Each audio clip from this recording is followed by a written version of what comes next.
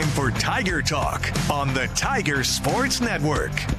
Tiger Talk, live from Tiger Club inside the Robins Center on the Fort Hays State Campus, is brought to you by these premier Tiger sponsors. Golden Belt Bank of Hayes and Ellis, banking one story at a time. The Hayes Med Orthopedic Institute, expertise, technology, compassion, all right here. Adams Brown, strategic allies and CPAs, going above and beyond for you. BTI, your John Deere dealer, with locations in Buckland, Great Bend, Greensburg, Hoxie, Ness City, and Pratt. BTI, our family in partnership with your family. The Taco Shop, dine in, carry out, or delivery. Since 1970, you've never had it so good. And Eagle, our community connected. Tiger Talk with the voice of the Tigers, Gerard Wellbrock.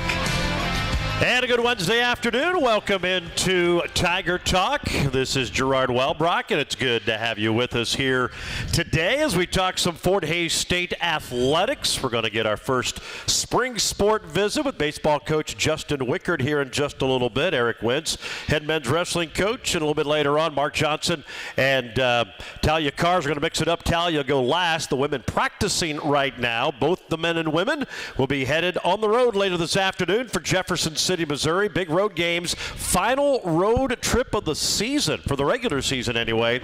Tomorrow night in Jefferson City against the Lincoln Blue Tigers. And then on Saturday afternoon, big games in Warrensburg with Central Missouri. We'll get into all of that and more as we move along. Again, as we say each and every program, we'd love to have you join us in person. You can do that by joining Tiger Club. Contact Fort Hays State Athletics for more details, but your membership into Tiger Club goes towards scholarships for Fort Hays State student athletes, and then join us here on Wednesdays inside the Robins Center for the program. Also need to remind you, the MIAA basketball tournament is gearing up. It'll be here pretty soon. You can get your tickets from Fort Hays State Athletics. You can stop by the athletic office for that. And also returning is the 5th annual alumni event at Boulevard Brewing Company. That'll be on Tuesday, March 5th, right before the start of the conference tournament, 5:30 until 8:30. A lot of the area alums from Kansas City will be there, but if you're from the area and you're heading to the tournament,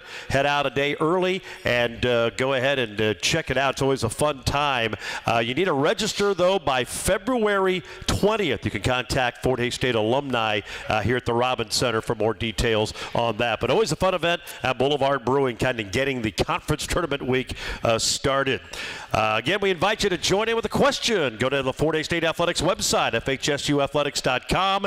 Click on the fans tab. You get the drop down. You see that Ask the Coach. Submit your question. If we use it, chance to win a T-shirt from Fort Hays State Athletics. So we'd love to hear from you. And let's just jump right into Fort Hays State wrestling. Eric Wentz joins us. Tigers back in action, back at home this past Friday, number 7 Nebraska Kearney, and fortunately didn't quite go the way you had hoped. And as we talked last week, those early matches were going to be key, and unfortunately they were key, just not in the right direction. You had some major decisions, a technical fall in there, and it's just too big of a hill to overcome. Yeah, you know, those guys came in and like I said, give them credit.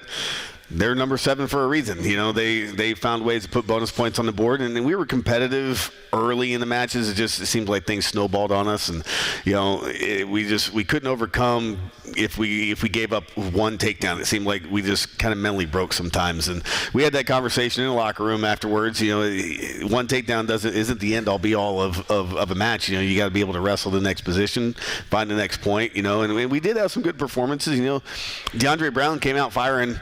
He got in on a real deep takedown against the number 6, and honestly, I think he controlled a lot of that match. It's just every time he'd get close to scoring, Arata would find a way to turn the tide and come out on top. And you know, he got in on some really deep takedowns and picked Arata up, threw him down, and just got in a stalemate situation, and then gave up a takedown later and one set a near fall, and then gave up a late takedown to get for Arata to get the major. But but he really wrestled really well against the number 6 guy in the country. So this week we got a good feeling about Saturday for him. So and then obviously Marcel Deli wrestled the number 12 guy in the country, John Berger, losing on riding time. And it was one of those, Marcel being from Budapest, Hungary, he forgot about riding time because they don't do riding time in freestyle.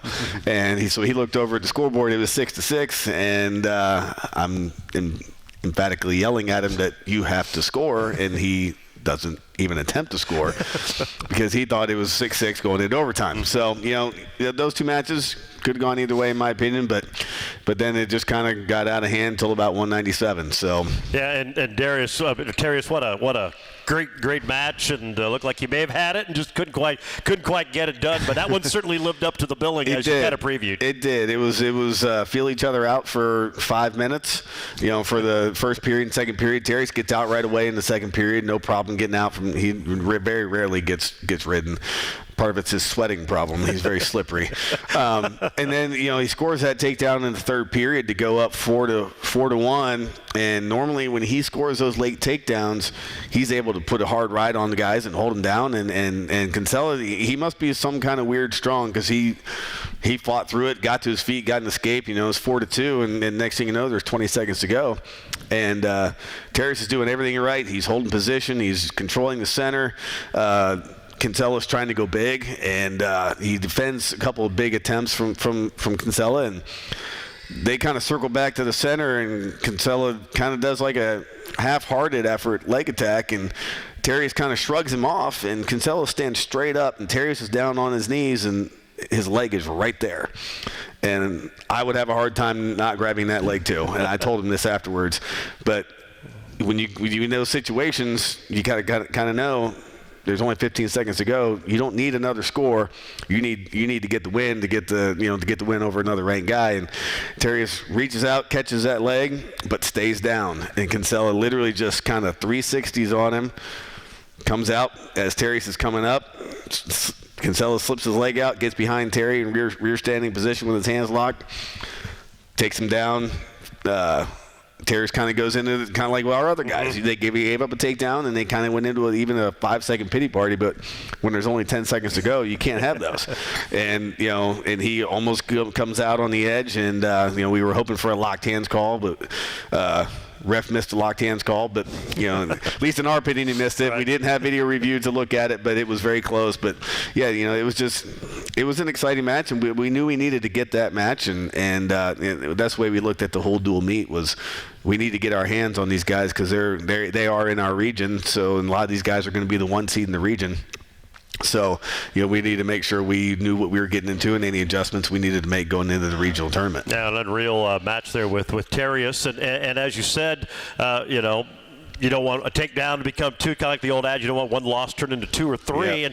And hopefully lessons learned because now you get to come right back at it. And you get Central Oklahoma, who's obviously equally, if not better than Nebraska Kearney. Obviously a big challenge coming up here again on this weekend. Yep. They they've already won a national dual title. They beat Augustana 37-3, who I think at the time was ranked like 3rd. So they only lost 1 match against Augustana at the national dual finals. I was looking at their lineup right now. All 10 guys are ranked in the top 20. 7 of those 10 are ranked in the top 10. The good thing is, where we wrestled really well on Friday, that's where we feel like we got a really good shot. Their 125 is ranked 14th, and their 149 is ranked 18th. So, we feel like, with DeAndre and Marcel, now that Marcel's figuring out, how to folk style, we got a really good shot there. So, if they wrestle the way they wrestled this past week, we got a good shot at those 2 weights. We're going to have to pull off some upsets if we want to stay in this one, because they're number 1 for a reason. And I tell people, they've been telling people this all week, this might be one of the best wrestling programs or best teams in Division II wrestling ever with Central Oklahoma right now. They're deep, they're old, they got 5th and 6th year guys up and down the lineup.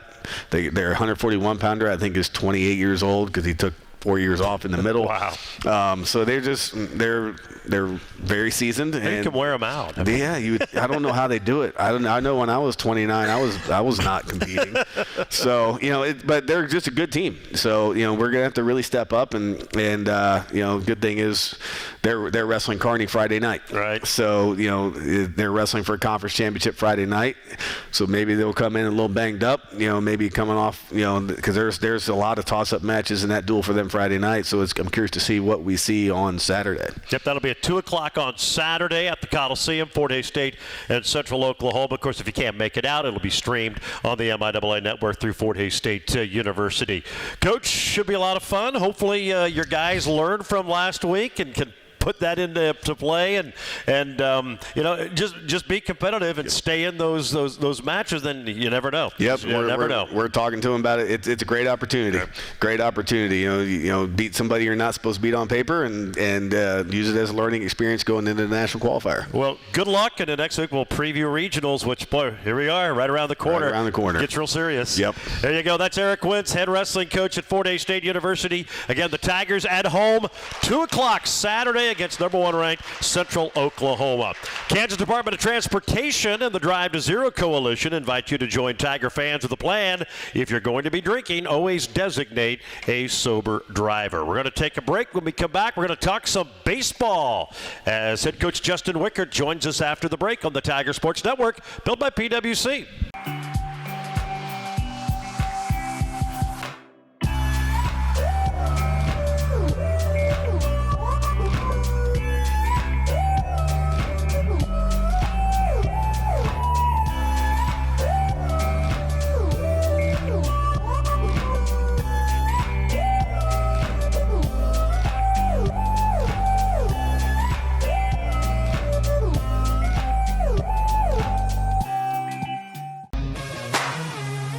Gets a screen down the lane, over to Davis, corner 3, swish!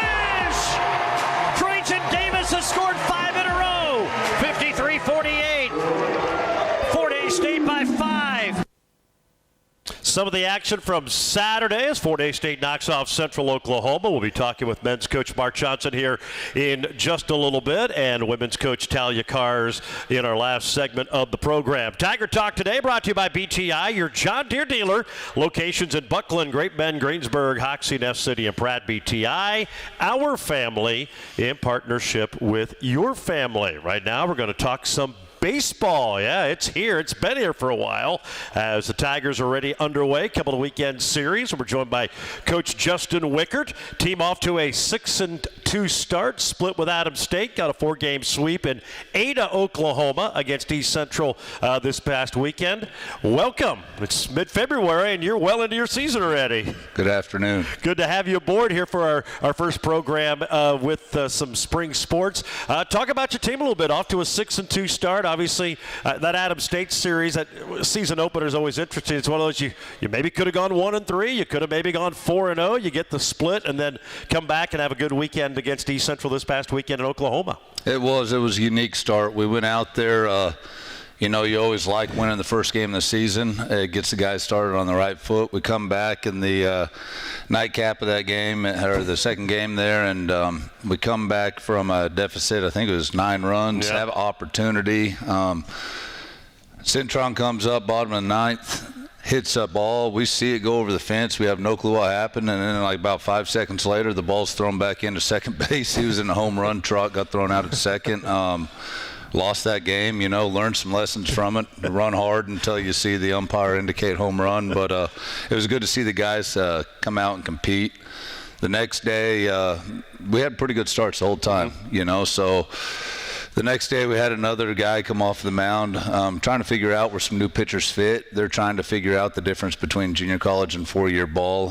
One thing Adams does have is they've got a couple twins there that play and hit at a pretty high level. You've got to learn that you can't throw the ball over the middle of the plate. It's no longer just about throwing strikes. So some guys learned that lesson the first week.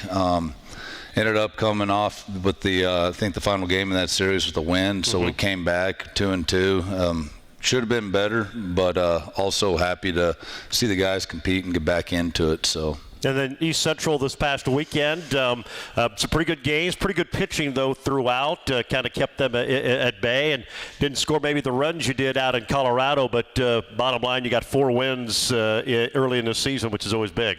Yeah, and it was an opportunity to get to play in a different ballpark, too. You know, It was 410, I think, to center, 390 in the gaps, and 350 or 360 down the lines. We hit a lot of balls hard that did not fall.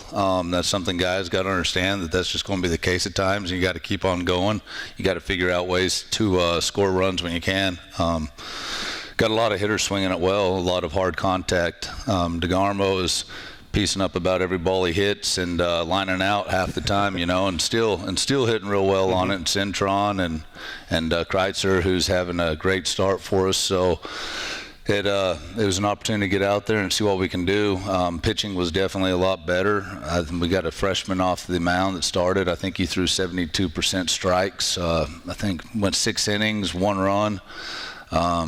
Really competitive for us, and the guys that struggled a little bit the first week came in and made better pitches and gave us a lot better opportunity. It's when your pitchers are throwing strikes and competing, there's no panic whenever you're going to the plate. So it was a good weekend for us. And as you look at your roster and you look at this team, that is obviously, you can tell, it was a point of emphasis in the off season. You have a lot more depth at pitching, and obviously trying to figure out everybody's roles here early on. And last year, I mean, you great turnaround, had a great from where when the season before to where you finished, but you're probably 2, 3, 4, just some arms short at times. You had to ride some guys longer than maybe you wanted to, or more frequently, just because that's the situation it was. Feels like this year you maybe have some depth. Talk about that pitching staff a little bit. It seems like you got a lot of guys that are capable and competing for some spots right now. We do. We got quite a few more arms than we had last year. One of the things, whenever you kind of struggle defensive-wise, you don't pitch at a high level, it can bite you in a lot of different ways. But this year we went out and addressed that on the mound. We got several really good arms. We like our arms. We didn't have Ty Riley with us the last weekend, but he was really phenomenal the weekend before. A back-end guy for us, and we're getting quality starts. So that was something that we addressed in the offseason. The other thing was we're fortunate enough to go out and continue to build the depth in the middle infield and behind the plate. And whenever the ball's not going to the backstop and you can turn double plays, it really helps the situation out. Yeah, pitcher's best friend, the old double play ball. You've been happy with the team. I mean, you have a lot of new faces again this year. You do have some carryover from guys who are back from last season and have been in the program before. But just how the team's coming together, and just now that those returners had a year under you and your staff and know what to expect, just how they went about it in the off season and what they brought when you got back together this fall and now into the spring season. Yeah, I think they had a better understanding coming back in, and then we really like the guys that we added on, and not just on the talent level, but as far as character and stuff, our team chemistry is pretty good, and this is a pretty close group, so that makes you excited to go out to the field whenever they're excited to get to play together. So. All right, well, you're supposed to play at home. That Adams State series was to be in Hayes, but all the snow and the cold weather just not playable, but you'll get that chance this weekend. It has been changed, if you haven't heard, because of the forecast. Now a Saturday-Sunday doubleheader, 1 o'clock on Saturday, noon on Sunday, for 2 games each day, 4-game series with New Mexico Highlands, Old Rocky Mountain Athletic Conference foe. Any scouting report on the Cowboys, what to expect this weekend? I'm sure your guys are just glad to finally be able to play some home games. Yeah, and they got a new coach. Harry, we've played against him in the past. He's young, he's eager, he works at it. We've actually had a chance to watch a few of the games. They're competing a lot better than they did last year. So we got to come out and show up. It should be a good series, an opportunity to go out there and open a home. So. Yeah, it'll be nice, snow off the field and a chance to play at home. And then, I mean, you look, next weekend after that, it's conference play already. So, I mean, you get these 3 weekends to get ready, and then it really gets serious from that point on. And as we see each and every year, the MIAA, it's a grind in every sport, and baseball's no different. It sure is. It should be a lot of fun. Coach, we appreciate the time. Good to be at home. Go get them this weekend, Saturday afternoon at 1, and then Sunday at noon. Best of luck. I appreciate it. There you go. That is Fort Hays State baseball coach Justin Wickert. Their home opener opener as they take on Highlands, and then they'll be at home the following weekend. It's a 3-game set with Southern on the 23rd, 24th, and 25th, so some home baseball action for Fort Hays State. We will take a break. When we come back, we'll talk some basketball. Men's coach Mark Johnson joins us here on Tiger Talk on the Tiger Sports Network, built by PwC. The Golden Q is the place for football and food. Friday night, when your team is out of town, stop in for your favorite burger and watch the game. Want to enjoy the game from home, but still eat the Golden Q's tasty food? Use their app to place an order to go, or use DoorDash. Then when it's time to blow off some steam, head to the Fort, duck pin, bowling, axe throwing, VR, and check out their huge outdoor patio. Book a party room for your group or host a large gathering at the Fort. The Golden Q and the Fort in Hays. Wells drives around Hammocky. Tough loader. Blocked by Caleb. Caleb takes it away. Lead pass Nanabu. He'll go in for the dunk. Dunk by Nanabu gives him 16. 55-48. 7-0 Fort Hays State run. Yeah, some of the action from Saturday. A thriller with Central Oklahoma. Welcome back to Tiger Talk. Before we get into it with men's coach Mark Johnson, let's pause 10 seconds for station identification. This is the Tiger Sports Network. Raise your glass, can, or bottle from Kaiser Liquor and salute all the hard-working Fort Hays State Athletics. Kaiser Liquor and 14 KEYS Hays. Tiger Talk brought to you today by the Taco Shop. With the order by phone, use their handy app. Dine in, carry out, or delivery.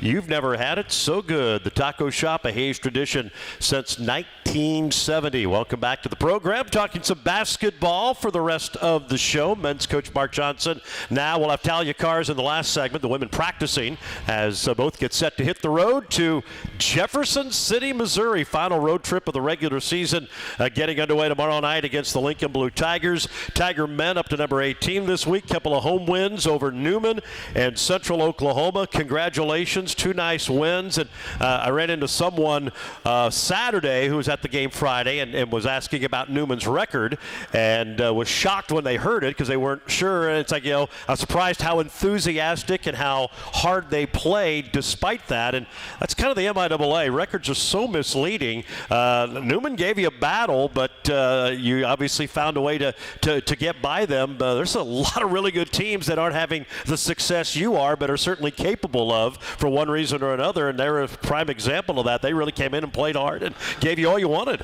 Yeah, I feel like over the last however many years, which recruiting's changed a little bit in our league, your teams at the bottom a lot of times just maybe don't have quite the talent to or have that guy to close out games. I felt like years past some of the teams at the bottom were at the bottom because they had a lot of issues. And now these teams, even though their record might not be great, they're going to come in and they're going to play hard and they're going to compete. And I thought we did a good job defensively. They're a good shooting team. Sometimes, like I always say, these teams come out here and shoot it poorly, and they don't give our guys enough credit for making those guys shoot it poorly. They didn't seem to struggle shooting it at their place as much as they did this time around. I thought we were really locked in and made it really hard. The Stevie Strong kid's a really good player, and I felt our guys made it really hard on him and made it difficult. And when you can stop him a little bit, that makes it easier to win the game. Yeah, no doubt about that. And really never let him get into a flow and get a lot of shots up, because as you saw the first go around, he could shoot it from anywhere, and if you're not on him and ready to go, it can be tough. And it seems like when he gets going, the rest of that team fouls. Yeah, for sure. And the first time around we didn't have our big guys, and number 15 was hard for us to handle third place. I think he had 16, and we had to have Trey and B try to guard him the whole time. I think B got in foul trouble, so Kyle Gurl had to try. So I think obviously that was a big difference in the game too, actually having our big guys out there that were able to guard him. Well, you got a nice win and took care of business in that one, and then you come back on Saturday, Central Oklahoma. You beat them earlier on New Year's Eve. They were ranked 5th in the country, and we talked about it before the game. They're kind of what is the fine line of success and being right there where where they are in the conference, they've lost 8 games now, and I think 6 of them have been by 7 points or less, and 2 or 3 of those have been one possession. I mean, they've been in all of their losses except one, and they just haven't been able to get the victories, and they showed they're as good as anybody in the league, and Jaden Wells is phenomenal, and he was incredible in that game. You took everything you guys had to come out of there to win.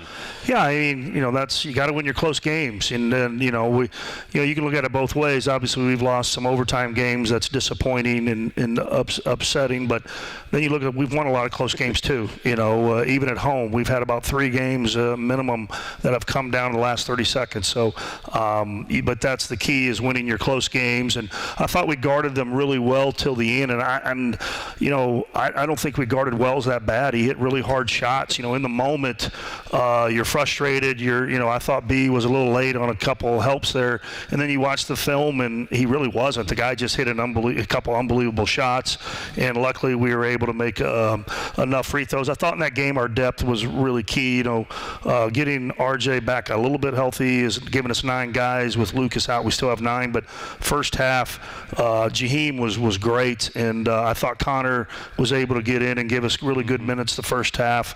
The second half, I thought Kyle Grill came in and scored some baskets for us. And the thing that really hurt us at the end of the Northwest, I mean, each year you have a closing lineup, the team you feel the most comfortable finishing the game with, and RJ is a part of that. And on that game against Northwest, his back was pretty bad. We couldn't have him in the game, and we made a mistake therein. But I mean, really, B, Trey, RJ, Elijah, and Caleb are kind of your group. No matter what night we're having, they're having, their teammates are having.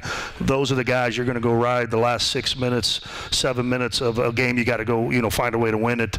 And RJ is just a little more athletic than Kyle, and has a little more experience. So he kind of is that guy, that closer, and obviously the other 4 are just guys you can count on. You look at Trey, same thing. Trey in his whole career is not. He's a very average shooter at best.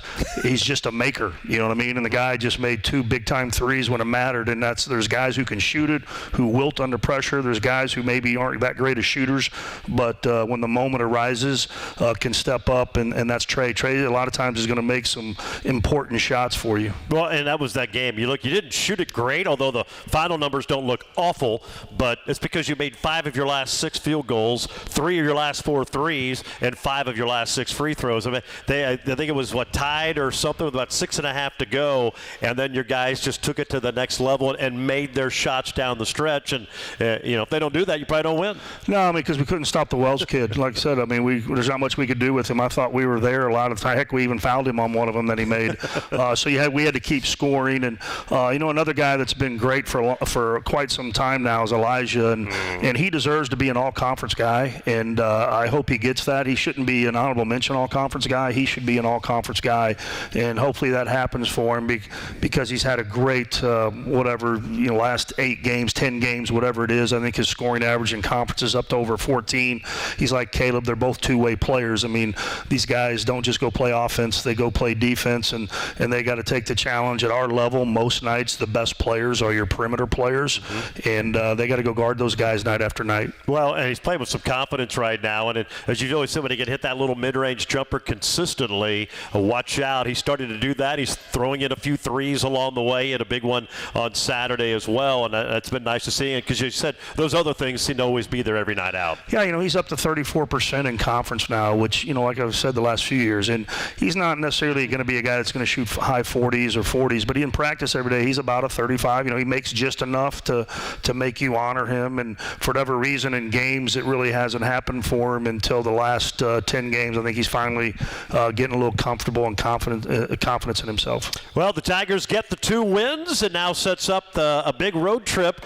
This weekend they'll be in Jefferson City tomorrow night, take on Lincoln, and then head to Warrensburg on Saturday afternoon to take on Central Missouri. Tiger Talk brought to you today by Golden Belt Bank. Your life has a story. Golden Belt Bank wants to get to know that story. Golden Belt Bank of Hazen Ellis. Visit them at goldenbeltbank.com. We'll take a break. More with Mark Johnson next on the Tiger Sports Network, built by PwC. Ready to discover something new? The next time you're in your car, tune your radio to 94.3 FM. It's here. It's Hayes' greatest hits. Love it. On 1400 KAYS and 94.3 FM. Do you believe in love?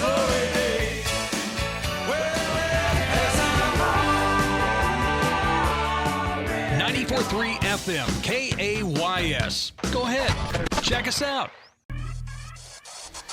Levy back in. Here's Hollenbeck underneath. Spins on Wiley, and she put it in. And it's a new career high of 27 points for Olivia Hollenbeck. 46-42. Fort Hays State back on top by 4. A minute 30 to go in the third. Yeah, some of the action from last Thursday. The women in Newman. We'll talk with Talia Cars here in just a little bit. Right now talking with men's coach Mark Johnson. They gear up for a road trip. Final road trip of the regular season tomorrow night at Jeff City against Lincoln. Then Saturday in Warrensburg against Central Missouri. Did have a question last week for you that I forgot to get to. Did not see it in time, and it was interesting. Conference commissioner was at the Northwest game. Do you ever hear from him after a game or any contact during the season or anything? Someone thought that was interesting. He was there, and I'm just curious if they ever reach out to you after a good game, bad game, indifferent game, whatever. No, it probably it's a good thing. Yeah, probably wouldn't be wise if reached out after a bad game. But no, not really. Okay, I mean, obviously there was, I think, 2 teams playing for first place. He was there for that, and I think he probably tries to get around to as many places he can and support. I know he's been out here a couple times and stuff like that. So probably a good thing that the answer is no on that one. All right, let's talk about it. We've talked about your team being on the road a lot, and you come home for a little stretch, and now you're back. But finally, the last road trip of the regular season. And obviously you get into mid-February and you're having a year you have. These are huge. And when you played them in Hays, they were good games. You beat Lincoln by 4 or 5. You beat Central Missouri by 10. They were in that game. This is going to be a tough road trip here in Jeff City and Warrensburg. Yeah, I mean, here, you forget we had the ball up 1 with 40 seconds and Trey scored to put us up 3, and then they missed a fairly decent, I mean, better look than we had liked them to have to tie it to send it to overtime. Got a really good point guard in DJ Richardson, and their big kid's just hard for us to handle. He's a big body kid that if we put our smaller guys on him, he can score, and then he shoots threes and stuff like that. So they got a nice team. The big thing they're just coming off, we all went through this stretch. They just come off 5 out of 7 on the road, and their 2 home games were Northwest and Western. So they went 3 and 4, and I'm sure they're like, we just got to survive this trip and then make a push. So I think they're going to be ready to go. And that's the thing about us. At this level, it's even though we're having the year we are, we're still heavily on the bubble. I was just looking the other day, the Massey ratings, and these are things, the formulas. It's not just someone's opinion. There's RPI, there's strength of schedule. We're 10th in the nation out of 298 Division II teams. That puts us 5th in the region, and 9 of the top 18 are in our region and 10 of the top 20. So right now, the team ranked 17th in the country, and Massey would not get in our regional. So that it is what it is. So we have to keep winning. We're far from, getting ourselves, our ticket punched, as they say. So we got to keep winning. And the other part of this is our core group's been together for a long time. And as young people, sometimes, you're moving, you're going. And I really want these guys, this is the last time this group's ever going to do this together. This is the last time they're going to be on a long bus ride, hotels, meals, and all that with B and Caleb and Trey and Elijah and all these guys. I mean, I want them to, enjoy that. But part of enjoying that is winning. And, I know our guys will be locked in, and they understand this is their last go around together as far as being on these road trips. That when you're going through it, you kind of complain, but as you get older, there's some of your best memories, and hopefully they appreciate what they're getting ready to do the next 4 days. And Jason Gym's a unique place to play. I think it's going to be a blackout. There's going to be it'll be packed. It's a small facility. I'm sure the band will be there, which makes it a unique atmosphere. This will be it won't be a very easy place to play on tomorrow night. It could arguably be the toughest place we play this year as far as environment. We've been fortunate the last probably 3 times we've played them over Christmas break where no schools in session, no students. This is the first time in a while, and like I said, they haven't been home for a while. They'll be excited to play. They're a good team. This will be a very challenging road trip for us. All right, sounds good. Well, hopefully your guys are ready to roll. We know they'll be locked in and ready, and hopefully it's a good weekend because, as you said, it has been fun, but every time you keep winning, it just sets up that next game and that next weekend even more riding on the line, and which is a credit for your team for what they've done to get here. Now, hopefully, with about half a month ago, they can can find a way to finish this thing out strong. For sure. This group's always ready to play. I think we'll be ready to play. It's just, are we going to play well enough to win? I don't think it'll be a question of were we ready or do we not give our best effort. It's just, are we going to play well enough to win? Are we going to make enough shots, take care of the basketball, and hopefully have the team, not have one of those hot streaks where it's happened to Rogers, Newman, where the other team just kind of, it's their night. Hopefully we'll be able to do what we need to do. All right. Sounds good. Mark, appreciate it. We'll see you in Jeff City. All right. Thanks, Troy. There you go. That is Mark Johnson, coach of the Tigers. And again, Fort Hays State tomorrow night, 5:30 and 7:30 against Lincoln. And then Saturday afternoon, 1 and 3 against Central Missouri. Tiger Talk brought to you by the Hayes Med Orthopedic Institute, the most comprehensive orthopedic care in Western Kansas. Learn more at hayesmed.com/orthopedics. We're going to wrap it up with women's coach Talia Carr. She'll join us next on the Tiger Sports Network, built by PwC. That was another legend on 99 KZ Country. And yes, before that, we had a brand new artist. Your home for today's stars and the legends. We play real country. I'm Teresa Trapp. Weather, news, sports, it's all here. We're on Facebook, and there is a listen live link at hayespost.com. Dial us in on your radio at 99.5 FM. KHAZ, real country. 99 KZ Country. 2-on-1. Wagner to Ruddle, who bobbles, gets it back to wide open Wagner for the layup, and Fort Hays State has the lead for the first time today, 44-43. Fort Hays State is on a 6-0 run, and Katie Wagner with 13. Now some of the action from Saturday afternoon. Tiger women knocking off Central Oklahoma. Welcome back into Tiger Talk. We'll be talking with Coach Talia Carr here just shortly. Need to remind you, Fort Hays State Athletics inviting you to join Tiger fans with a plan. If you're going to be drinking, always designate a sober driver. Tiger women get a couple of nice home wins, knocking off Newman on Thursday, and then Central Oklahoma Saturday, and two hard-fought wins. And it's kind of that time of the year. A win's a win. You don't care. And give those two opponents credit. They're not having great seasons. And I think you saw you caught Newman maybe playing their best. They gave you all you wanted. They gave Kearney everything they wanted on Saturday afternoon. So obviously wins in February. There are no bad wins in February. Those were two good ones. Nope. I always take a win on that side of the ball. But no, Newman, they shot the ball really well and did a really good job of running what she's wanting them to run. And they did a great job of executing, and we didn't guard them very good in the second half. And then I thought we came out in the first half, and then they came out in the second half. I thought we did a better job of kind of recognizing what they were trying to do, who was maybe had the hot hand for the day, because it seems like we tell somebody they're not a shooter because they made 2 threes, and then our game they make 2 threes. Yeah. So figure out who's feeling it and how to guard them, and then just executing on the other end. And we did a really good job of seeing where the double was happening, and I thought we got really good passes to kids as they were making cuts to the basket or whatever that was. Well, I remember when you played them the first time, and we were talking about Newman's got some nice parts. They're just young and inexperienced, and I think you've seen from that first meeting to this meeting just what that experience goes. And then when they knock the ball in, they're going to be a load and certainly a program on the rise. But you had to like how your team answered the challenge, because I mean, whether they were shocked or not, but certainly after you beat them by 50 and then you're in a tussle like that, but your gals answered the call. Yeah, they really did, and to have Liv have that many points against them, like their starting 5 is a really strong physical girl, and then their backup 5 has, I don't know what she's averaging on the year, a ton of blocks. Yeah. And so for Liv to just go in there and be really strong and physical and really finish the ball, I think was also huge, because I mean, and they're good 5-men. Yeah, more blocks than Liv going into that game. Certainly one of the best in the conference. You brought up Olivia. I don't remember a player getting off to a start like she had. I think she scored your first 12 maybe, and then career high 30. Obviously, she had just one of those nights. The ball was going in.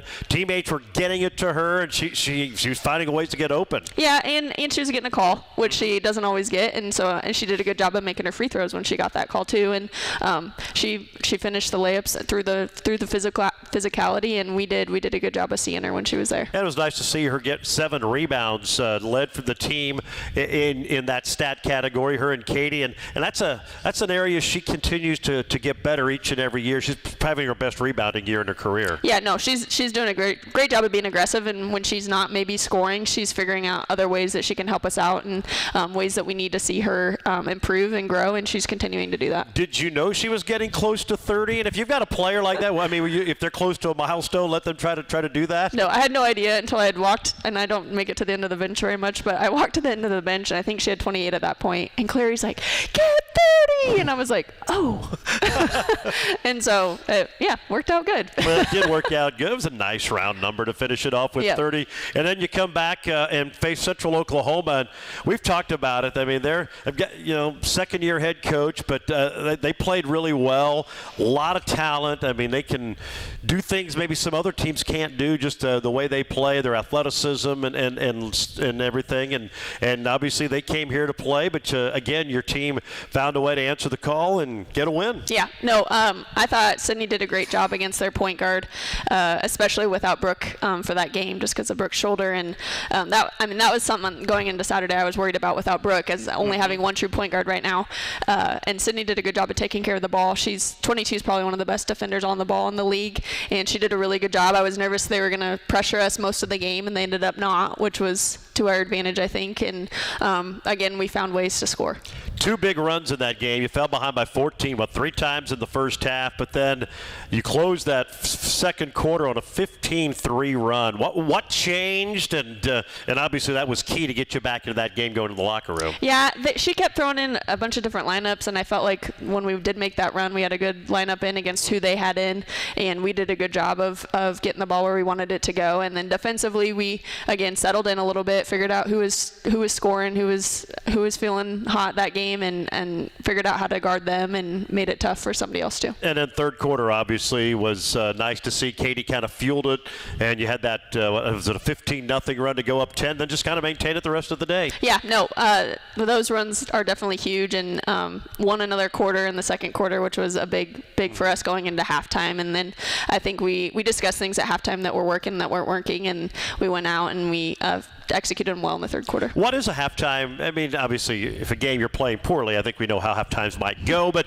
just a typical halftime. I mean, is it the coaches? I mean, is there a lot of ideas being shared? How do you guys go about it when you get to a halftime trying to make adjustments for the second half? Yeah, I talk through kind of what I'm seeing, and then I open it up to them to figure out, are you seeing the same thing? Are you feeling something different? Do you feel like this is working? Whether it was a certain offense, maybe they've scored on a couple of times, and what our plan was. Do we like it? Do we not like it? Do we need to switch?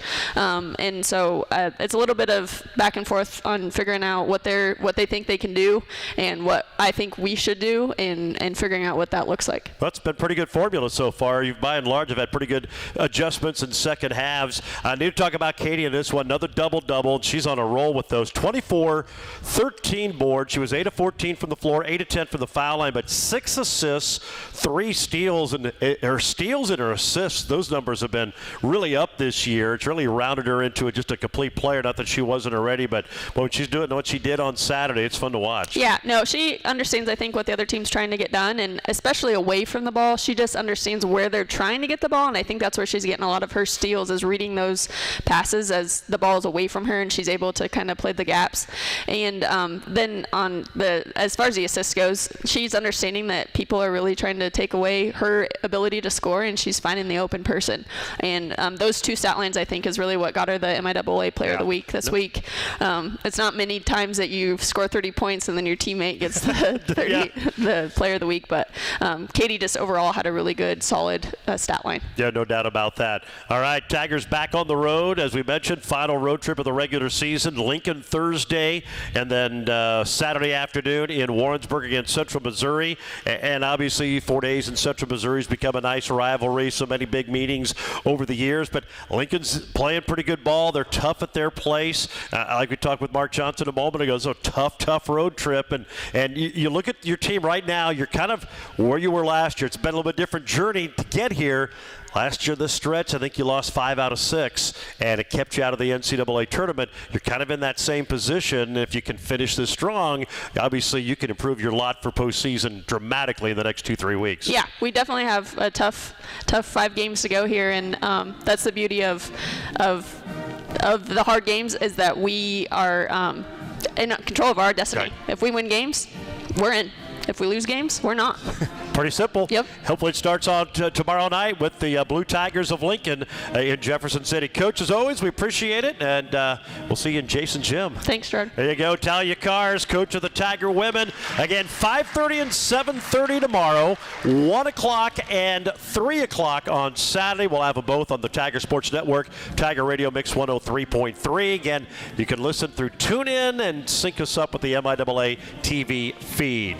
Tiger Talk today brought to you by the Hayes Med Orthopedic Institute, Golden Belt Bank of Hayes and Ellis, BTI, and the Taco Shop. That'll wrap it up. We'll see you back here next Wednesday on Tiger Talk on the Tiger Sports Network, built by PwC.